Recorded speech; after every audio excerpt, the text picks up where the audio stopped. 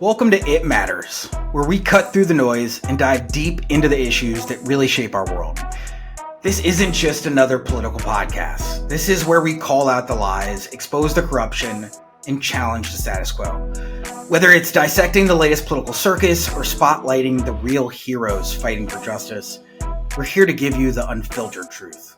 So buckle up. It's time to get real, get informed, and get ready to be honest. This is It Matters.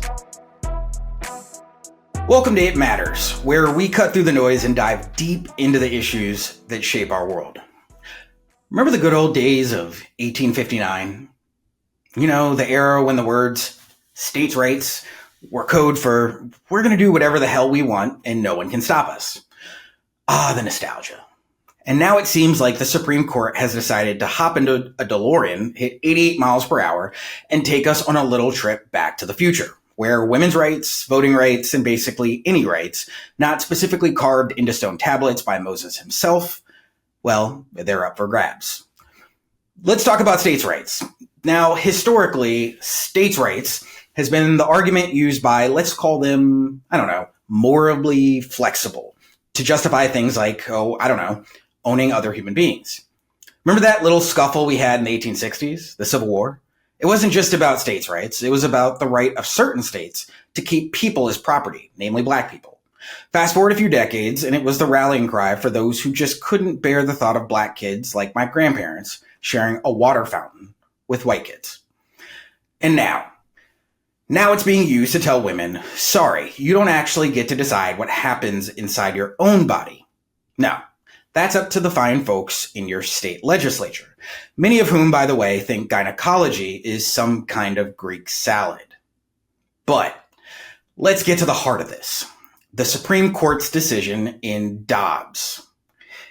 In that case, in case you missed it, the court basically said, remember Roe versus Wade? Yeah, we're not doing that anymore. The court overturned 50 years of precedent and sent the question of abortion rights back to the states.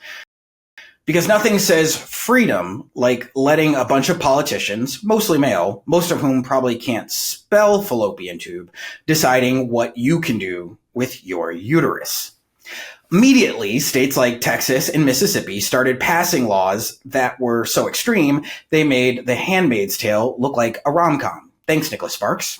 Texas passed a law banning abortion after just 6 weeks, before most women even knew they're pregnant. Mississippi, they were the ones who got the whole Dobbs ball rolling with the 15-week ban. And the free state of Florida, well, they decided to top that with a 6-week ban because apparently they think women have a built-in pregnancy radar that goes off the moment sperm meets an egg. Now, if you're thinking, hey, it's just about abortion, right? Oh, my sweet summer child, if only. See, this isn't just about controlling reproductive rights. It's about setting the stage for the rollback of all kinds of rights. What's next? Separate but equal, marriage equality, the right to vote. Don't laugh. Justice Clarence Thomas, our very own Nostradamus in a robe, has already said we should reconsider decisions like Obergefell versus Hodges. That's the one that legalized same-sex marriage. And Lawrence versus Texas, the one that said states can't ban gay sex. He's basically handed us the list of rights they want to reconsider, and it reads like the Constitution's greatest hits. It's scary stuff. And for those of you who are like, oh, Mike, you're overreacting. They're not coming for your right to vote. Well, I have 3 words for you: Georgia and Florida. These states are passing voter suppression laws faster than they can also spell Jim Crow. According to the Brennan Center for Justice, at least 19 states enacted 34 new laws restricting access to voting in just 2021. Why? Because apparently democracy works best when only the right people get to vote. Georgia, bless their peach-loving hearts, passed a law that makes it a crime to give water to people waiting in line to vote. You heard me right. They're basically saying you can vote, but only if you're willing to risk a heat stroke in the Georgia sun. And the Sunshine State of Florida, they've decided if you've ever been to jail, you should probably just forget about voting altogether, even if you've served your time, because nothing says land with the free like lifelong punishment for mistakes you've already paid for. That is, unless you're 34-time felon Donald Trump and Governor DeSantis is going to ensure your right to vote. But let's circle back to the abortion issue for a second. The states that are most aggressively rolling back abortion rights are also the ones that rank dead last in things like maternal and infant health. According to the CDC, Mississippi, one of the states leading the charge against abortion, has the highest infant mortality rate in the country. In Texas, they lead the nation in uninsured women and have some of the worst maternal mortality rates in the developed world. So just to recap, these states want to force women to carry pregnancies to term, but they don't want to provide the healthcare needed to actually keep those women and their babies alive. How pro-life of them. I mean, at this point, just say you hate women and be done with it. Don't even get me started on the economic implications of these idiots. The Guttmacher Institute found that nearly 60% of women who get abortions are already mothers, and they're often doing it because they can't afford to raise another child. Pro-poverty? But hey, who cares about these kids, right?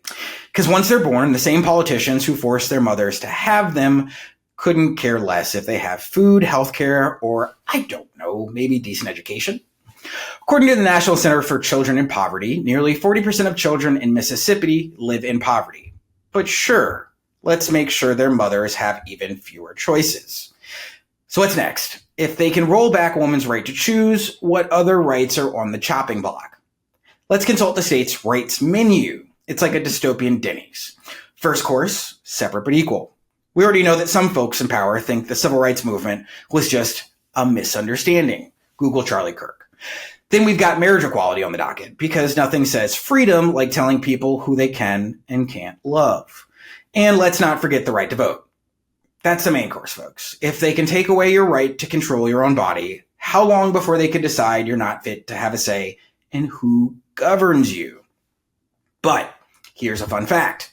According to a Pew Research survey, 61% of Americans believe abortion should be legal in all or most cases. 61%. But apparently that's not enough to sway the 9 folks in black robes who get to decide our fates. Meet Justice Alito.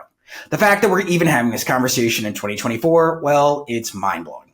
We've got self-driving cars, AI that can write your essays, and billionaires trying to colonize Mars. Hi, Elon Musk. But women's rights? Nope, that's too futuristic. And speaking of futuristic, can we talk about the sheer hypocrisy of these so-called states' rights champions? The same people who are foaming at the mouth to let states ban abortion, well, they're also the ones who want to use federal power to crush blue states. They're also all about states' rights until a city like San Francisco decides to pass a law they don't like. Suddenly, they're the biggest fans of federal intervention since Abraham Lincoln, also known as Donald Trump's favorite president. Shh, don't tell him. Let's not forget marriage equality. Remember how they said, let the states decide? Well, guess what? When states decided to legalize same-sex marriage before Obergefell versus Hodges, those same states' rights warriors were crying foul, trying to pass federal amendments to ban it nationwide. It's almost like they only care about states' rights when it aligns with their agenda. Weird how that works. But back to the issue at hand, abortion rights. The argument for letting states decide is that it reflects the will of the people. But here's the thing. Most people don't want abortion to be illegal. In fact, according to a Gallup poll, 80% of Americans believe abortion should be legal in all or some circumstances. 80%. That's a majority in pretty much any math class, except apparently the one taught by the Supreme Court. Lawyers, I know, 33%. It's all the math we're supposed to need. This isn't just a liberal or conservative thing. Even in red states, a majority of people believe in some level of access to abortion. For example, a poll by the Public Religion Research Institute found that 60% of Texans believe abortion should be legal in most or all cases. 60%. But thanks to the wonders of gerrymandering and voter suppression, the people in power don't actually have to care what the majority wants. They only have to cater to the loudest, most extreme voices in their base. Hi, Marjorie Taylor Greene. And let's be real. This isn't just about abortion. This is about control. It's about using the power of the state to enforce a particular moral vision, one that sees women as vessels for reproduction rather than autonomous individuals, I don't know, with the right to make their own decisions. Now, I know what some of you might be thinking, but Mike, what about the rights of the unborn? All right, cool. Let's talk about that. Let's say we're genuinely concerned about the well-being of fetuses. Wouldn't we then want to make sure that pregnant women have access to, I don't know, top-notch healthcare? Wouldn't we want to ensure that when those babies are born, they have access to quality education, nutrition, and I don't know, safe schools? The things that would actually give them a fighting chance at life. But here's the kicker. The states that are most aggressively anti-abortion are also the ones that do the least to support children once they're born. Mississippi, remember them? They rank at or near the bottom in almost every measure of child well-being. According to the Annie E. Casey Foundation, Mississippi ranks 50th in overall child well-being, 48th in education, and 49th in economic well-being. So, to recap, they're doing everything they can to make sure you're born, but once you're out of the womb, you're on your own. Good luck. The hypocrisy. Staggering.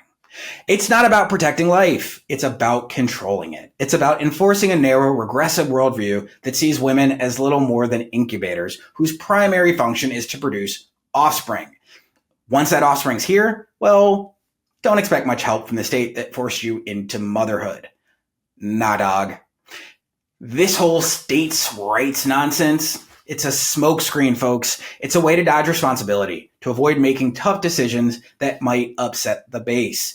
By kicking the can down to the states, the Supreme Court and the politicians who support these draconian laws get to wash their hands of the whole mess. Oh, it's not us, they say. It's up to the states. Sound familiar? Yeah, right. Meanwhile, women in Texas, Mississippi, and other states with restrictive abortion laws are left to deal with the consequences, often with devastating results. Let's not kid ourselves. This isn't just about abortion. This is part of a broader agenda to roll back civil rights across the board. If they can take away a woman's right to choose, what's next? Marriage equality? The right to vote? Don't think it can't happen. We've already seen states passing laws that make it harder to vote, disproportionately affecting communities of color. According to the Brennan Center for Justice, more than 400 bills with provisions that restrict voting access were introduced in 49 states in 2021. And some of those laws are straight out of the Jim Crow playbook, or otherwise known as Project 2025. Take Georgia's voting law, for example. Among other things, it limits the use of drop boxes. It reduces early voting and makes it a crime to give water to people waiting in line to vote, because apparently democracy thrives on dehydration. And then there's Florida, God bless it, where the state passed a law requiring formerly incarcerated individuals to pay all their fines and fees before they can regain their voting rights. Basically, a modern-day poll tax. This is not about preventing voter fraud, which is virtually non-existent. This is about preventing people, particularly black and brown people, from voting. Wonder when that happened before. So, if you think this fight is just about abortion, think again. It's about the future of civil rights in this country. It's about whether we're going to move forward or backward. And right now, it feels like we're sliding back into a very dark chapter of our history. But here's the thing. It doesn't have to be this way. We have the power to stop this. We have the power to fight back. And it starts with voting. It starts with holding our elected officials accountable and making it clear that we're not going to stand by while our rights are stripped away. According to the Brennan Center, voter turnout in 2020 was the highest it's been in over a century, with nearly 160 million Americans casting ballots. That's incredible, and it's proof that when people show up, change happens. But we can't get complacent. The forces that want to roll back our rights are counting on us to get tired, to get discouraged, and to give up. We can't let that happen. We also need to support organizations that are fighting on the front lines. Groups like Planned Parenthood, the ACLU, and others that are working tirelessly to protect our rights. These organizations are in the trenches, battling it out in courts and legislatures across the country. They need our help. Whether it's through donations, volunteering, or just spreading the word, we've got to be there for them. And let's not forget the power that we have. Throughout our history, real change has often come from the people, from ordinary people standing up and saying, enough is enough. The civil rights movement, women's suffrage, the fight for marriage equality, all of these were driven by people who refused to stay silent in the face of injustice. So we need to keep that spirit alive today. We need to make it clear that we will not go back. Not back to a time when women didn't have the right to make decisions about their own bodies, or when people of color were denied the right to vote, or when LGBTQ individuals were treated as second-class citizens. We've come too far to turn back now. So, what's next? Well, that's up to us. We could choose to sit back and let this wave of regressive policies wash over us.